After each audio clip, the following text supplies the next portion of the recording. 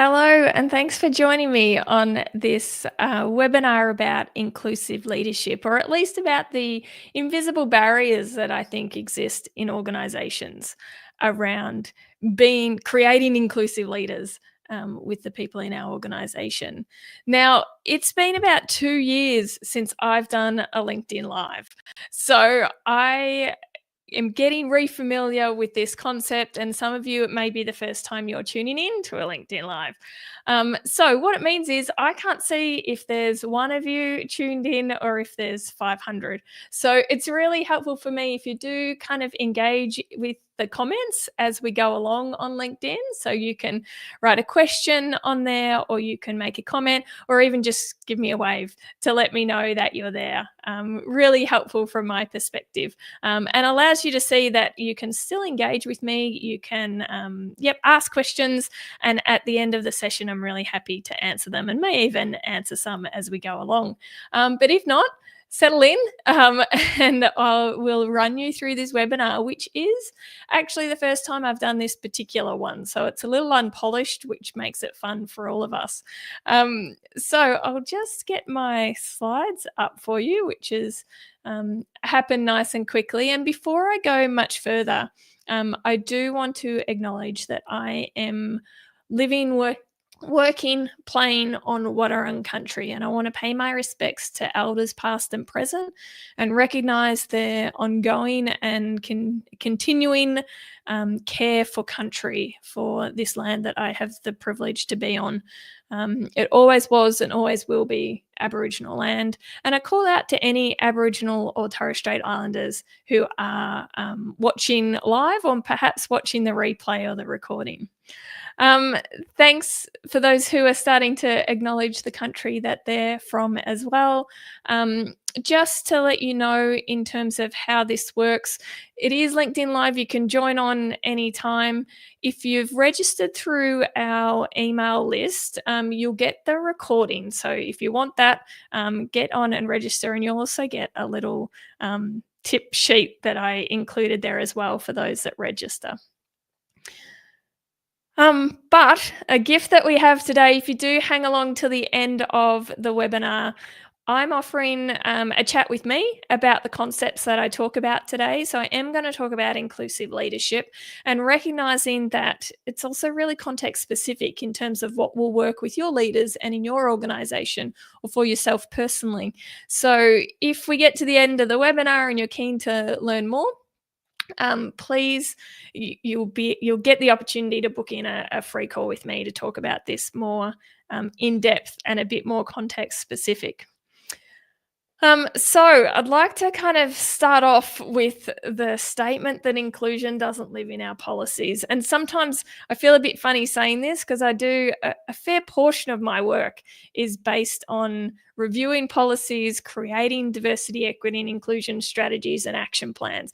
And I truly believe in the value of getting our ducks in order, so to speak, of getting those strategies, plans, policies in a place where they're creating and authorizing environment for inclusion.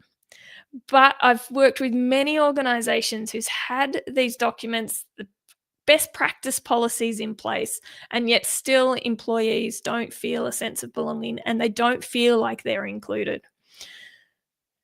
So we need to make sure we're also doing the next step, which is actually encouraging, enabling, empowering our leaders to say, do, reward inclusion. We need to make sure that that piece is happening at the same time as the other really important work that we're doing as well. Because you can have all the right programs, plans, values in your organization, but if your leaders actually don't know what to do with that, belonging doesn't happen, and nothing actually sticks. And we've got a great plan in place. We might tick some of the actions off as we go along, but when we go back and ask our employees in a few years' time, do they feel they belong? Do they feel included? The answer is no, because we've never actually been able to bring that work to life. So what do we need? Well, our leaders need to be inclusive, and they need to learn how to do that proactively. It's a skill, And it's a learnt skill, it's not inherent. Just because you're a good person doesn't make you an inclusive leader. We have to bridge that gap for our leaders. And really, throughout a career development pathway for a leader in most organizations, inclusion really doesn't factor in. Sure, maybe they've done a couple of e-learns around unconscious bias or harassment and discrimination prevention. They might have done even some face-to-face unconscious bias training, or maybe they've attended some lunch and learns around LGBTIQA plus inclusion, but they haven't necessarily had dedicated space and time to understand what inclusive leadership is and how they're going to do that, how they're going to implement an inclusive mindset into the work that they do and into the process and systems. Um, Yep, I love what Paul has said in the comments here. I think if I remember rightly, I can show these up. Accreditation ticks are the first step, not the final step. And this is 100% where I'm coming from as well. That work is important, and I don't want to dismiss the accreditation programs and the values that they bring, but it's not going to create that culture that we're seeking. And so we need to keep working, as Paul says, on the next steps along that pathway. If you're not following Lily Cheng on LinkedIn, I would highly recommend. Lily has some great books that I have read multiple times. I don't agree with everything that Lily says, but that's the beauty of diversity, equity, and inclusion work. It's not there is no manual to do this work right. It is context specific. And Lily's not the only one to say this, but this is a really important thing for us to remember, that intent does not equal impact. We can have the best leaders in terms of them being really great humans and have high ethical and moral standards, and them still not understand how to create an inclusive environment. For them to not have those skills is totally what happens time and time again. Sure, we also have people who are deliberately and intentionally against creating inclusion, and we know that those people exist within our organization.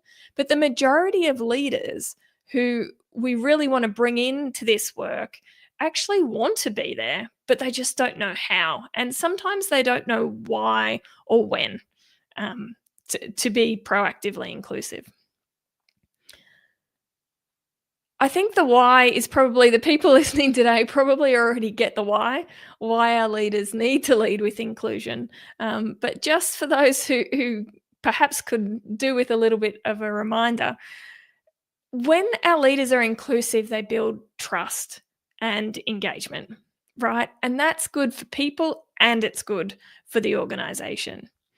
It improves psychological safety, which is not just a nice thing to have, it's a necessity, and it's also a legal requirement that organizations are creating psychosocial safety within their organizations, certainly in Australia, in this country. It does, of course, reduce absenteeism, turnover, stress claims. That goes without saying. And it creates teams where everyone can contribute and thrive. I don't see it as much anymore, but certainly over the last decade, there were some really focused attempts on increasing diversity and forgetting the equity and the inclusion piece. And we saw diversity rise in a number of organizations. But what we didn't see was that create any long-term sustainable change.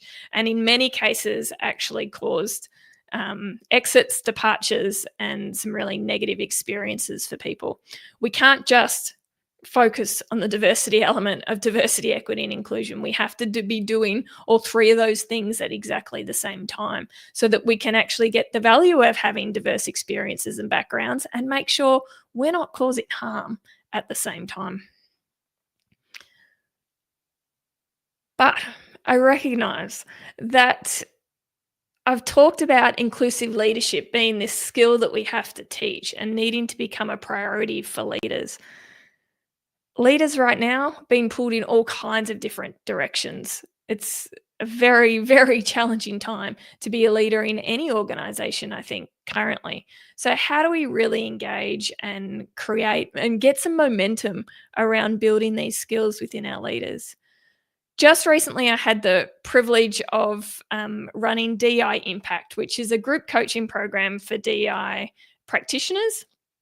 And we finished up with a session from Rana Hussain, another person that I will highly recommend you follow if you're not already. Her business is Good Human. And this was just a little snippet of what she had to say when talking about engaging leaders and creating inclusive leadership. Stories stay with people. That human connection stays with people. And once that shift happens, it's very hard for a person to look away. So really humanizing the work and getting them out of that kind of mindset. And I get it. Like, I sit on boards, I've been in leadership roles. Like, you're busy, you've got so many demands. They're not interested, but they're just so at capacity. And especially these days, like, the demands on leaders are extreme. But if you can just break them out of that and get them to connect in that real world way, they then move mountains, like when you get that shift. But I will say, like, I often find that the challenge, like actually getting them to agree to even coming with. So it's like a slow process. And in the places where I've worked, my strategy was always, okay, especially when I first started, I was just like, okay, I'm going to just spend the first year infusing the workplace with different conversations, different people, that building that human connection and humanizing the work as much as possible. So that real storytelling piece, and really getting the decision makers in particular in and around that. There's so much gold in what Rana was saying there around how we need to use empathy and storytelling to engage our leaders and bring them to the conversation. I guess rather than more of a stick-like mentality where we tell them that this is what you need to do. I think that storytelling piece is super important, and really we can do that and at the same time create an authorizing environment so that our leaders know that this is an expectation here. You do need to lead with inclusion. These are the reasons why. This is the structure we have in place to enable that for you and empower you to do it.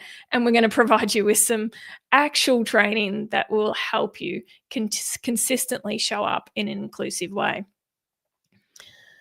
So before I go any further, it's important apparently for me to create some kind of, I guess, authority or credibility with the audience. There are some of you who I've seen who've registered for today who haven't registered for other things of mine before.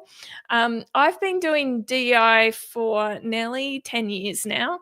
And prior to that, I was in the sciences, and particularly in higher education around research and research management.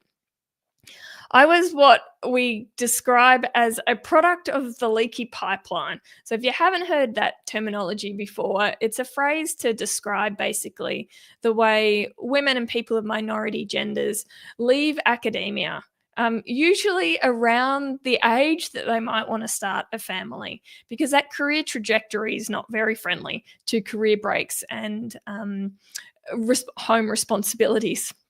So I was in academia. I left academia to start a family, and eventually found my way to diversity, equity, and inclusion work in a role that was specifically targeting that leaky pipeline. Since then, I've gone out on my own. So I've been running my business for about 5 years, and ever since the beginning of my business, I've been running inclusive leadership workshops, knowing that that is the point that I think is super important that we get right. It enables the rest of the work to happen. And so a lot of the things that I'll share today come straight from those workshops, and also from the consulting work where I do work with organizations to understand where they're sitting currently and what might be the next steps they need to take to create a more inclusive and equitable workplace. And so, yeah, occasionally people give me a microphone and allow me on a stage, which is probably at their peril sometimes. Today's session is definitely for you if you're a DEI professional who's really struggling with that engagement of leaders and the education of leaders with the work. You might be in human resources, people and culture, or organizational development. And again, you're trying to think about how you weave inclusive leadership into the development programs that you have, or maybe you're doing it and want to know whether it's hitting the mark or is that the best practice. Or you might just be a leader, actually trying to demonstrate inclusion, and looking to up-level your skills a bit. So hopefully there'll be something here for everyone. And Cherie, there is not a problem that you're late. You can tune into this whenever makes sense to you. Um, this is probably not for you if you're attached to generic unconscious bias training, because I am not an advocate for that. I think if we're doing unconscious bias training, it needs to be targeted and specific, context specific. That doesn't mean I'm not going to talk about bias. We are going to talk about bias, but we're going to focus specifically on how bias is in the systems, in the processes, and in the policies. Because if I teach you about your own biases and tell you to go and do better, you won't. Um, we don't get behavior change that way. We get behavior change by changing systems. And that's what our leaders need to be able to identify when there's bias in a system and know how to do something about it. So if you're still here, you're probably in the right place. So I did promise I'd talk about the invisible barriers that I think exist to inclusive leadership. And I'm sure there's way more than 3, but here are just 3 that I thought that I would discuss today. And the first one is niceness over inclusion. Yes, there are people and leaders in organizations who are actively trying to dismantle diversity, equity, and inclusion work. I get it. We're seeing that across the globe. But to be honest, one of the biggest challenges we have is this idea that we need to just create harmony and then everything is okay. That actually works against inclusion. So niceness over inclusion is when being nice is more important than being honest. And we see that inclusion suffers. And a lot of that is around the fact that when we bring people with diverse backgrounds and experiences, diverse cultural backgrounds, perhaps different types of neurodivergence, we need to create an environment where it is not only okay to have a opposing opinion, but it's encouraged, that we want to hear people's diverse perspectives and thoughts. That's part of the work. So when harmony is protected, people don't feel safe to raise risks that they might notice or to perhaps suggest a different way of doing things. We see that truth is avoided. We see that people don't complain when they are experiencing negative behaviors. And our diversity, equity, inclusion work really stalls. And I see this in organizations that have sometimes really great values and drivers as an organization to create inclusion and are really committed to the work. But people just aren't very comfortable with disagreements. The conflict management piece has perhaps not been done very well. And we prioritize just being nice and polite to each other rather than having robust conversations. And as we know, that doesn't create psychological safety. So I've obviously changed Talitha's name and picture here, but this is an example of where this particular barrier causes some challenges for organizations and for people themselves. Talitha was newly appointed to this organization, and she had some great skills that she was bringing to the role. And she shared this with me in a focus group that I was running. She got into a few meetings and she instantly saw ways in which her skills and expertise could improve the way things were being done at the organization. And as she was enthusiastic and excited about contributing to the organization, she raised these new areas for improvement, these new ideas and solutions. And what she found was that people were really reticent to even acknowledge that she was making these suggestions. So she would make a suggestion and the chair of the meeting would just move on to the next agenda item. Or she even once got pulled aside after a meeting and told that maybe she should take some time to settle in before providing feedback or making suggestions.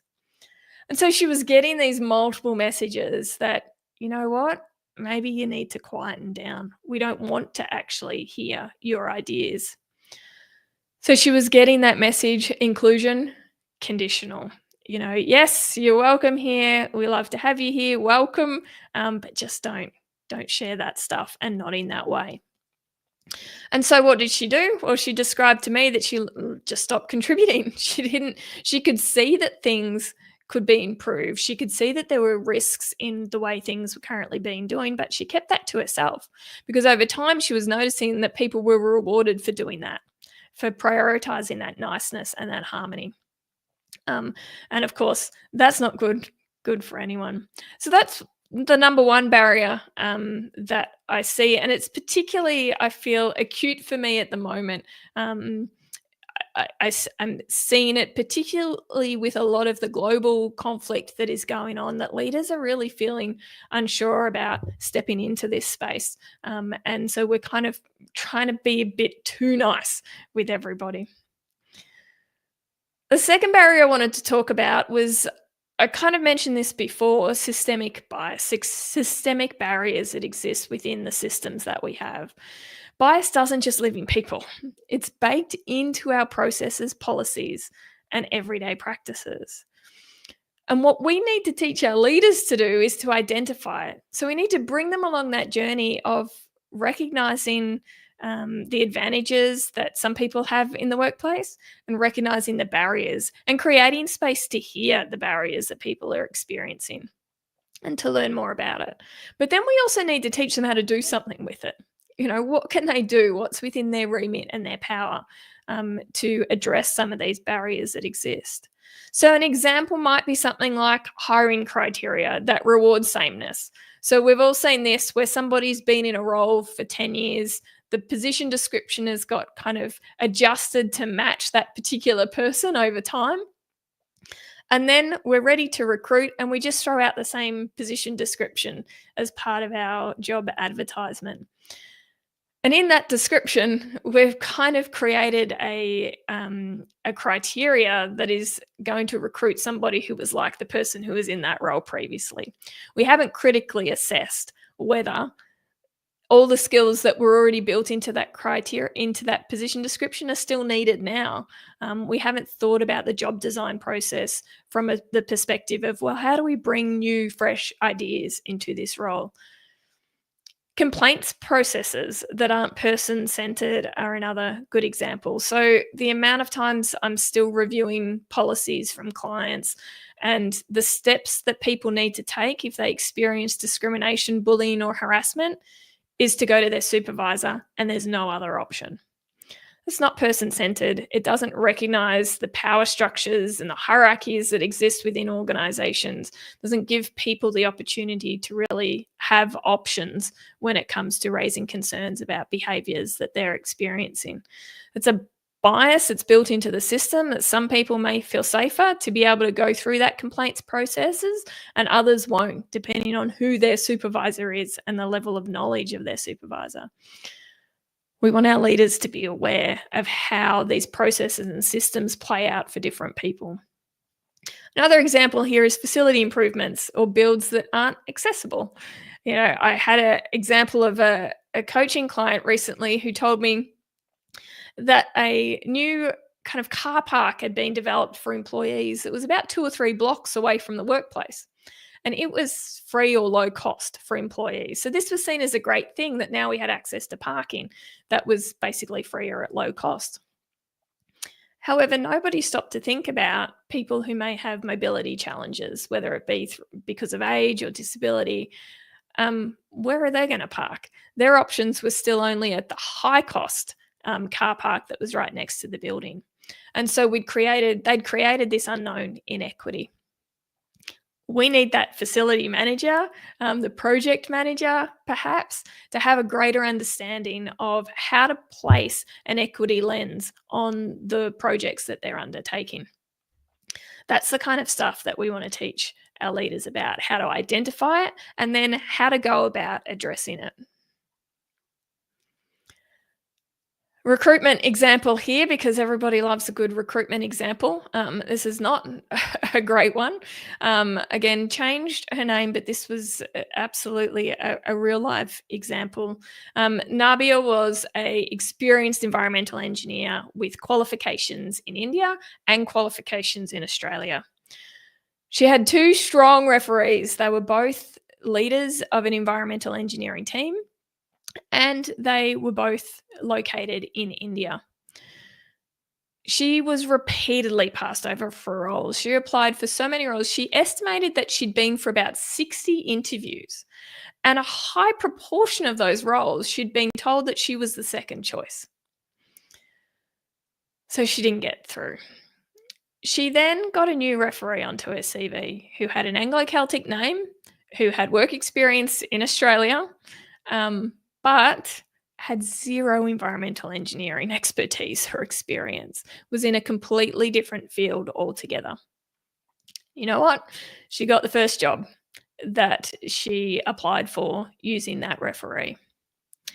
This is systemic bias, and some great research out of UNSW proved this again, the name bias that exists in our recruitment processes. The outcome of this is obviously we're missing great talent and people are missing out on roles who really deserve them. There's a huge inequity here. When I work with leaders, I want to show them these kind of examples. I don't want to spend a lot of time on trying to convince them that bias is real, because we know it is, and we want that to be accepted in our organization, that we know that this exists. And we also know we're really not doing anything about it. So we want to get leaders to workshop, what might this look like? What do we do when, we're presented with this very clear data that has been released around this particular issue? What are we actively going to do about it? And it's not okay to do nothing.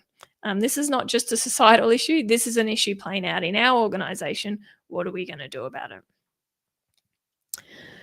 So the third barrier I just want to talk to is being afraid of getting it wrong. One of the exercises that I do at the start of an inclusive leadership workshop is actually ask leaders what's getting in the way. What's preventing you from being an inclusive leader? 80% of the responses are, I'm afraid of getting it wrong. Like 80%. And these are leaders who typically wouldn't probably say that they're afraid of getting something wrong. In other spheres of their work, they're really quite comfortable in taking a risk, in being confident in their expertise. But in this space, absolutely not. So we need to really proactively address that. What does this mean? This fear of getting it wrong means that microaggressions, negative comments, discrimination, harassment often goes unaddressed because leaders are too scared to actually step in and do anything about it. Things therefore get actively worse, as you could imagine, from a diversity, equity, and inclusion perspective. Trust is lost, and negative behaviors get to go on unaddressed. Not great. And so this is why we need to really actively be working with our leaders to, number one, get them to a point where they realize it's okay to make a mistake. And that's what I feel a lot of people don't necessarily feel in this space, that it's okay sometimes to make mistakes. It's about what we do after we've made the mistake that's important. We need to teach them and give them the skills to do that. So here's a real example, Luke. Luke was definitely afraid of getting it wrong. This was in a kind of a local government environment. A team member had received, and it was only a small number, like maybe 1 or 2 complaints about her accent being quite thick. Luke actually just responded to her to tell her not to worry about it, as if it was not a big deal. But in the background, he just started reducing her shifts. I think we can all see, not a great choice by Luke. He thought she was a good worker, but he didn't want to be putting her in that position, were his words. I think he was just trying to avoid the issue altogether. Ultimately, the team member did complain about reducing the shifts. It didn't make any sense, and Luke had a case to answer to. Luke didn't have the skills to support the team member. Now, we can, absolutely, I guess, blame Luke, which is correct. He didn't do his job as a leader in this space. But we also need to reflect on what training and capacity building that we're doing with leaders so that they can address issues like this that arise. What would Luke have done better? Well, he probably would have actually addressed this. He would have recognized that it turned out this particular employee had some really great positive feedback as well. The negative complaints were really quite minor, so he'd acted on something that wasn't even a real issue. Empowerment, enablement. That's what we need to do with our leaders. And yes, Joe, this is a really good point that you make. There is a lack of commitment to learn on the leader's part. Now, I 100% agree that leaders should be doing more to learn and to be able to respond and reflect and create environments that are inclusive. I'm 100% with you. The reality is that most of them don't. And so, from my perspective, I think, well, either we just keep demanding them to and they don't, or we create an environment where they have to learn, and we teach. And, that's the approach that I think we need to take. I think that's the way that we get forward further.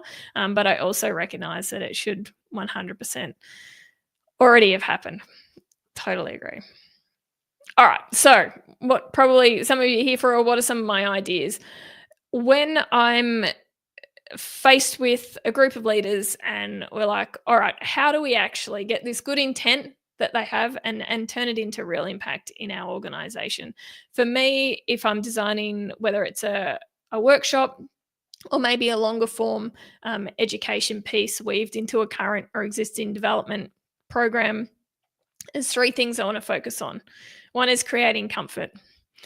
I absolutely want to create an environment where people are ready to learn. And we don't do that through guilt or shame. We bring people into a conversation in a way that feels safe and can meet them where they are. So let me delve into that a bit further. We might wish those leaders to be further along the journey, but the reality is many of them aren't. So we need to create a space where they feel that they are safe to be where they're at and learn, hopefully, 1, 2, 3, 4, 5 steps forward on that journey. I always, as I said before, want to invite them to define their challenges and goals. Let's bring them in, ownership for their learning. What challenges are they facing at the moment in diversity, equity, and inclusion? How can we use that and then springboard off that into teaching them more things that go a bit broader than what they feel like they're currently grappling with? We want to lead with empowerment and curiosity, not shame or guilt. This is about creating an environment where they will want to do it, to step in, to speak up, to create that proactive inclusion. And one of the things that I think is really important is that we present this as part of their job, just like any other function. And the best way to do that is to ensure there's an authorizing environment already for people to be inclusive leaders and be rewarded for that. So by that, I mean, we want structures in place where inclusive leadership is part of our selection criteria and it's part of performance. It's part of their objectives that they create a sense of belonging within their teams. That's the authorized environment we wrap around it, so that when we bring people into these conversations, they're motivated to learn because they need to. What we find is once we get a group of leaders who are demonstrating more inclusive practices, we get a bit of a snowball effect. It's like with any cultural change that we're trying to create. So, let's work to really create the structures in place so that they're set up for success, basically. The second point I then try and bring them through is what I was talking about before around this building bias literacy. And this is around systemic bias, not just being a good person and not acting on your biases. I talked through probably enough examples of this before, but it is about helping them recognize how the systems and structures enable the bias to persist, whether they feel that they're blind to gender, which is commonly what people will say, or not. We want them to recognize that it's already built into the systems, and it's their job to review new programs, policies, services, and make sure that they are inclusive and that they're not perpetuating the bias that exists. And the last point that I take them through particularly in a workshop is actually, well, how do we give them some specific tools, tips that they can take to start demonstrating that inclusion? Let's get practical. So many leaders still don't understand how to be active bystanders. It's like that training part was missed, and yet it's a key part of their role, not just from an inclusion perspective, but just more broadly being able to speak up and hold robust conversations about issues that people might disagree on. So let's give them some practice at that, or get them to talk with each other about how they address comments or behaviors that they see in the workplace. Let's give them some tips, even simple things like, how do we run inclusive meetings? It's a skill that we're not teaching, and that is really super important for the productivity of our organization, let alone our inclusion goals. These things go hand in hand. So I think what I hear time and time again from leaders is that they want some of that practical stuff to be able to just go, how do I create belonging in my team when people are basically mostly remote? How do I still foster that sense of belonging?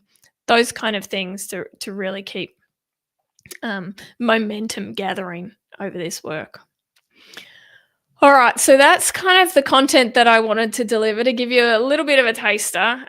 You are absolutely welcome to go on your way at this point, and hopefully some of that's been helpful in terms of thinking about how you might develop inclusive leadership skills within your current leadership cohort, or for yourself.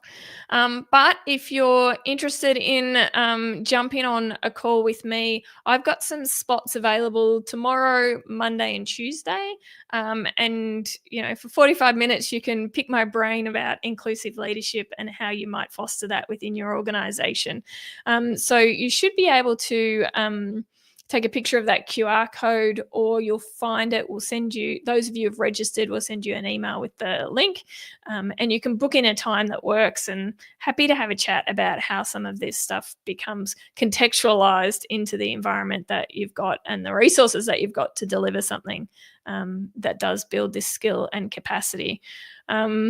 Look, all I say is, let's make sure that we consider that we need to develop educational programs that actually fit within your context, and aren't just you kind of one-off lunch and learn activities, because we can't teach people to be inclusive leaders in 45 minutes over lunch. That it is about, really more strategically thinking about how we build the inclusive leadership capacity. So, I've realized we're not on Zoom, so I can't have an open dialogue with you now as a conversation. But thanks to those who have been putting some things in the chat for me. If you're watching this on the replay, put some questions in the chat. Absolutely happy, and I'll jump on the keyboard and answer them for you. Or book yourself a call, and we'll be able to chat in person or online about it as well. Thanks for joining in, everybody, and I hope to see you on the next one.